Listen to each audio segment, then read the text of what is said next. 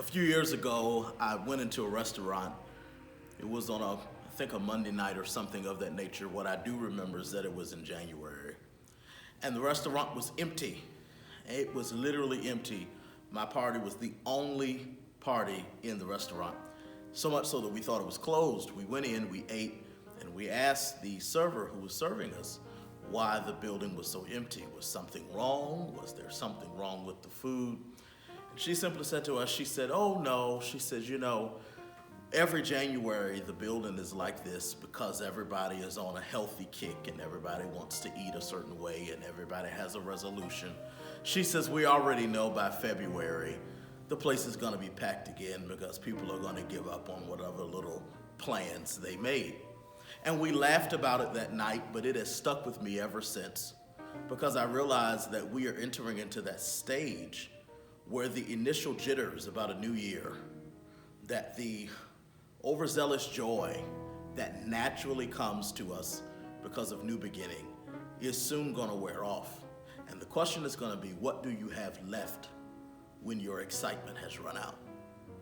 The truth is, for many of us, if we aren't careful, we will find ourselves very soon falling back into the traps of old habits, old mindsets, and default settings. I think the key here is not so much that you get a vision or not just that you get plans, but that you commit yourself to the process of walking out those plans. The Bible says that the steps of a good man are ordered by the Lord. The Lord takes pleasure in his way. Though he stumbles, he shall not utterly fall, for the Lord upholds him with his hand. I think the key here is to understand that God orders steps, which implies that God cares about the journey. That while we often shout about the destination, the reality is God is just as interested in the journey, and that the journey is identified as steps. Steps are something you walk on. I want to suggest that as it relates to your destiny, steps are something you walk out. You have to walk it out. If you don't actually put your hand to the plow, you will live in your dreams, but you'll never live them out.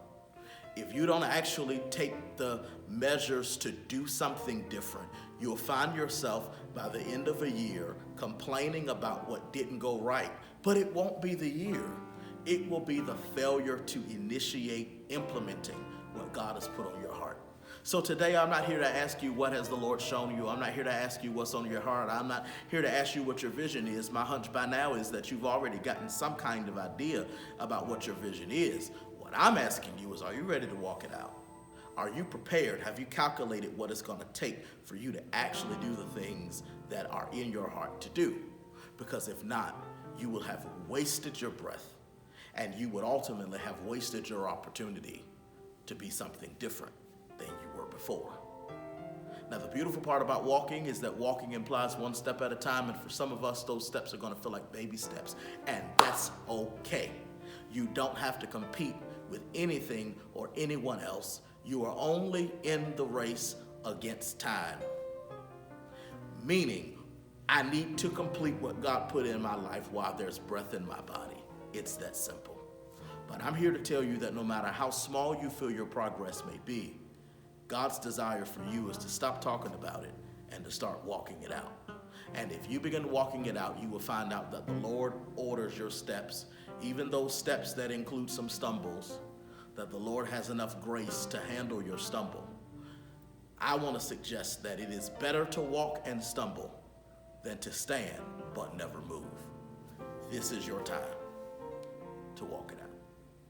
Lord, today I pray that as we shift from merely having plans to implementing and walking out plans, that you will give us the grace and patience to commit to the journey you've called us to. Destiny is calling us. Purpose is awaiting us. There is a reason why you put us on this earth, and we must figure out what we have to do in order to fulfill that leg of the journey in this season of our lives. So give us the grace, not just to be talking about it, shouting about it, or even complaining about it. Give us the grace to walk it out, because we believe that every step we take is ordered by you. And because it's ordered by you, we believe we'll reach where you want us to be. In the name of the Lord we pray. Amen. This is your momentum. What are you going to do with it?